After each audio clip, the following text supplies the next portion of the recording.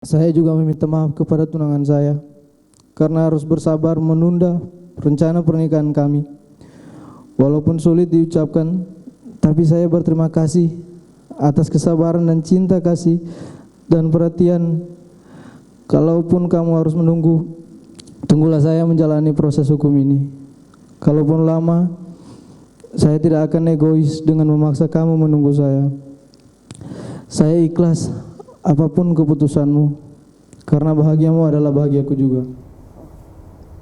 Itu pesan Richard Eliezer kepada tunangannya, karena kalau dituntut 12 tahun berarti sekarang usia 24 tahun tambah 12 tahun. Jadi 36 tahun baru keluar dari tahanan kalau memang dikabulkan oleh hakim. Saya ke Bang Rory. Bang Rory, tadi pertanyaan saya sebelum jeda.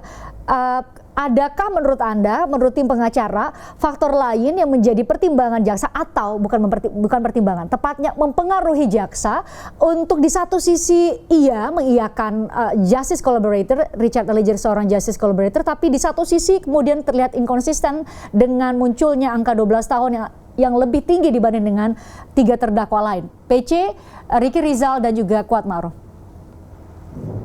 Ya, baik, terima kasih Mbak ya. Jadi kalau ada atau tidak pertimbangan lain ya, itu kami tidak bisa menjawab itu. Harusnya jaksa yang bisa menjawab itu.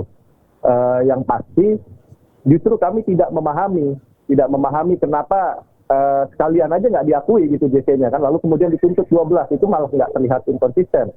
Ini kan dia mengakui, tetapi tuntutannya tidak mencerminkan pengakuannya itu bahwa Eliezer adalah justice kolaborator.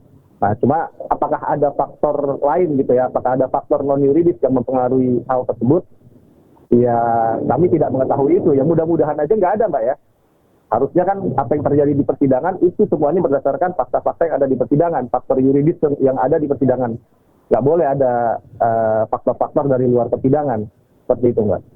Martin, tadi Bapak Martin bilang jaksa itu kan menjadi pengacara negara, dalam hal ini yang mewakili korban seharusnya. Kalau menurut Bang Martin, adakah hal lain yang mempengaruhi jaksa sehingga kemudian terlihat tidak atau dinilai tidak konsisten dalam hal melihat dan mengukur seorang justice collaborator sehingga keluarlah angka 12 tahun? Jadi gini, sebenarnya kalau Richard mau ambil opsi lain ya, di awal, diterima uang suapnya Verdi Sambo, dia tutup mulutnya rapat-rapat, pasalnya masih 338, Verdi Sambo tidak terjerat, Putri tidak terjerat, Ricky dan Kuat tidak terjerat. Dia dapat juga segitu juga kok 12 tahun. Kan 338 maksimal 15 tahun. Pernah nggak kita berpikir itu? Nah, ketika Richard mengambil jalan yang sulit dan membantu sistem peradilan pidana kita, para penegak hukum ini, dan sudah diakui, karena kenapa? Digunakan kok instrumen peralatannya dan pengakuannya sebagai rekomendasi GC. Tapi faktanya kan ternyata kontraproduktif. Ibaratnya habis manis cepat dibuang gitu ya. Nah, tadi menarik pertanyaan Mbak Fristian ya. Apakah ada faktor non yuridis yang mungkin saja mempengaruhi? Andai saja yang diundang rekan saya Kamarudin Simanjuntak ya, selain jaksa, saya pikir abang ini pasti bisa jawab. Nah, namun saya jawab win-win solution beginilah. Kalau yang dimaksud tuduhannya adalah masuk angin, saya pikir ini tuduhan yang serius yang tidak bisa hanya disampaikan dengan omong kosong. Oleh karena itu, apapun itu, faktanya ini adalah sebuah keanehan.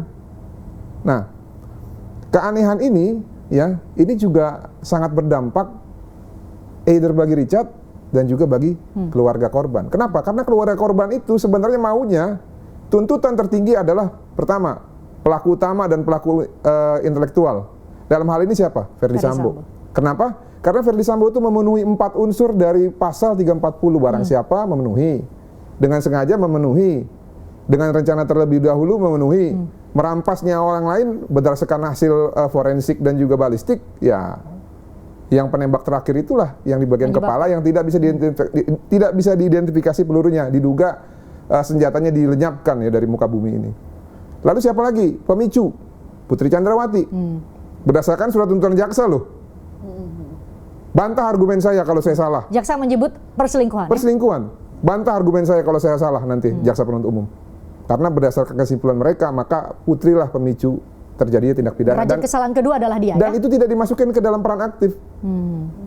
Yang sangat mengecewakan itu. Sehingga harusnya yang dituntut tertinggi kedua adalah Putri. Ini menurut versi keluarga korban loh. Ya. Saya mewakili loh, saya punya kepentingan. Walaupun saya tidak bisa mendikte jaksa membuat tuntutan. Lalu yang ketiga siapa? Yang turut serta, Ricky dan Kuat. Ya. 4 orang ini tidak ada dimaafkan oleh keluarga korban. 4 orang ini tidak ada mengakui kesalahannya, tidak ada menyesal, justru bersama-sama memfitnah Joshua yang sudah meninggal, yang sudah dibunuh secara berencana dan secara keji, dan juga mereka bunuh lagi 2 kali. Dengan apa? Dengan mengatakan bahwa Joshua adalah pemerkosa. Richard ini beda sendiri. Walaupun dia pelaku, ya, dalam artian dia yang nembak, tapi seperti saya bilang tadi, nggak ada Richard barang ini terjadi kok 340, tinggal cari pelaku yang lain.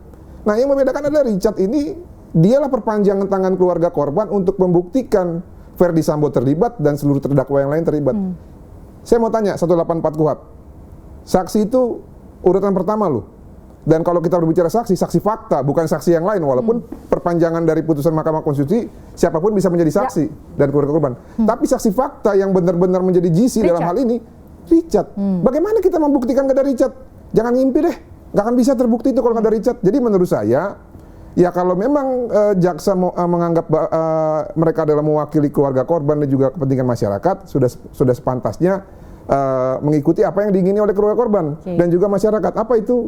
Menuntut tinggi orang-orang yang bertanggung jawab secara langsung dan meringankan tuntutan kepada orang yang sudah berkontribusi dan juga sudah menerima permaafan dari keluarga korban. Demikian, secara terima kasih. terbuka, secara terbuka permintaan maaf itu dan pemberian maaf itu Di depan persidangan itu ada nilainya kok. Kami dan semua tentu sudah menyaksikan, itu viral sekali videonya. Ini yang kemudian mungkin perlu dijawab oleh Pak Ahmad Sofyan. Bagaimana kemudian berbagai faktor tadi di luar dari baik itu yang masuk ke yuridis, ya, artinya berdasarkan hukum, dan yang di luar tadi yang coba saya tanyakan, mungkinkah menurut Anda jaksa atau aparat penegak hukum, karena hari-hari ini kita bahkan mendengarkan bagaimana Menko Polhukam menyatakan bahwa ia menduga ada gerakan di bawah tanah yang berusaha untuk mempengaruhi vonis hakim. Mungkin juga, apakah mungkinkah jaksa juga dipengaruhi oleh faktor-faktor di luar dari non yuridis tadi? Kalau ditanya mungkin, ya mungkin saja ya. Cuman kan kita nggak bisa membuktikan. Jadi dalam menentukan tuntutan atau rentut atau rencana penuntutan itu, apalagi dalam kasus yang menjadi perhatian nasional, saya yakin itu bukan hanya yang memutuskan jaksa yang ditunjuk untuk bersidang ya pada kasus ini. Saya yakin pasti tidak itu.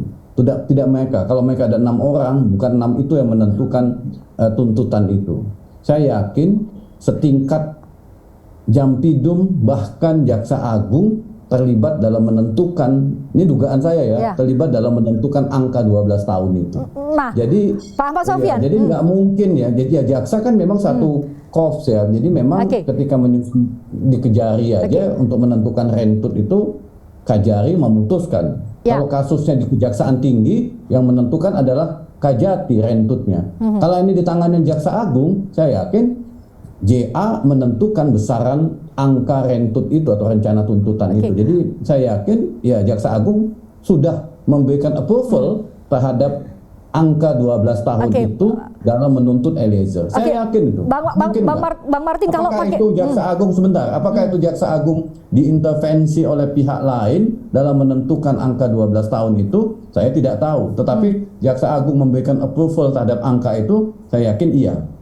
Kalau menggunakan dugaan dari Pak Ahmad Sofyan tadi, Bang Martin, ini kan justru menjadi lebih mengkhawatirkan karena kalau benar dengan mekanisme demikian, ketika untuk sebuah kasus-kasus yang high profile ya, memberikan atau disoroti secara masif oleh publik, ini kan jadi lebih mengkhawatirkan ketika kita berangkat dari pola pikir yang tadi kita bicarakan bahwa ada inkonsistensi dalam tuntutan jaksa. Ada di satu sisi mengiyakan justice collaborator, tapi di sisi lain tidak mengiyakan justice collaborator dengan munculnya angka 12 tahun. Bukankah ini justru akan bisa mendegradasi kepercayaan publik terhadap lembaga dalam hal ini adalah Kejaksaan Agung?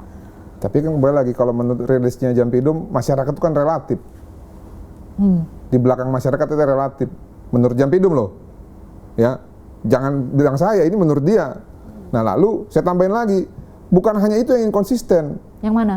Tuntutan Putri Chandrawati juga tidak konsisten dalam penetapan ataupun pengambilan masa hukuman dalam tuntutan. Dalam pembuktiannya bagus, saya akuin. Dakwaannya keren, pembuktiannya keren. Namun pada saat menentukan tuntutan, bagaimana pemicu suatu tindak pidana ya, yang mana orang ini mengaku diperkosa, tapi menurut jaksa itu perselingkuhan, tapi justru disamakan dengan penyerta yang lain. Jadi keanehan itu bukan hanya Richard ya? Tapi Putri juga. Nah makanya menurut saya begini. Ini kan ada hubungannya juga dengan para JPU ya, yang pada saat membacakan tuntutan, khususnya pada Richard ya, itu kan sepertinya berat hati. Bahkan dia mencoba untuk menguatkan kawan yang membantu itu kan, kalau nggak salah namanya Paris Manalu itu yang membacakan, dan yang menepok itu Pak Sugeng. Berarti kan ada keberatan hati pada saat membacakan itu. Ada menduga ini berlawanan dengan hati nurani para jaksa sebenarnya? Berlawanan dengan hati nurani, dan tadi kalau disampaikan oleh Pak Sofyan bahwa itu mendapatkan approval dari JA, ya berlawanan juga dengan perintah dari atasannya, diduga gitu ya. Nah, apakah ini akan menggerus kepercayaan publik? Saya sih aku yakin iya. Karena yang bersuara bukan cuma publik. Ketua umum saya, Profesor Dr. Hasibuan, Dr. Otto Hasibuan pun sama.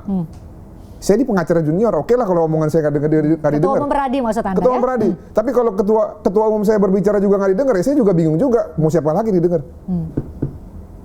Oke lah saya nggak dianggap loh. Apakah pendapatnya Prof. Otto harus tidak dianggap juga? Ya silakan masyarakat menilai. Baik, ini menjadi diskursus Vox Populi, Vox Dei dalam negara demokrasi. Memang kita tidak sedang berdemokrasi. Suara pada rakyat, saat suara ini. Tuhan ya. Tapi suara rakyat dalam sistem peradilan ini, dalam menentukan putusan, itu juga perlu dipertimbangkan, Mbak Christian. Jangan hanya pemilu doang. Vox Populi, Vox Dei. Ya. Dalam konteks hukum juga itu berlaku. Baik, saya harus jeda. Usai jeda, saya ingin kita semua melihat ke depan. Tuntutan kan sudah selesai, sudah dibacakan oleh jaksa penuntut umum. Yang menjadi penentu adalah putusan hakim. Jadi saya mau dengar harapan dari masing-masing narasumber yang bergabung. Kira-kira seperti apa? Berdasar atas derajat kesalahan, tentu. Ini ada social justice, ada publik juga ikut nonton. Berharap ada keadilan. Nah, coba kita ukur keadilan dari masyarakat. Usai jeda di obrolan malam. Tertarik dengan diskusi saya dengan para narasumber? Saksikan obrolan malam dengan topik-topik menarik lainnya. Jangan lupa subscribe ya channel YouTube Berita 1. Like, komen, dan share video ini ya. Terima kasih.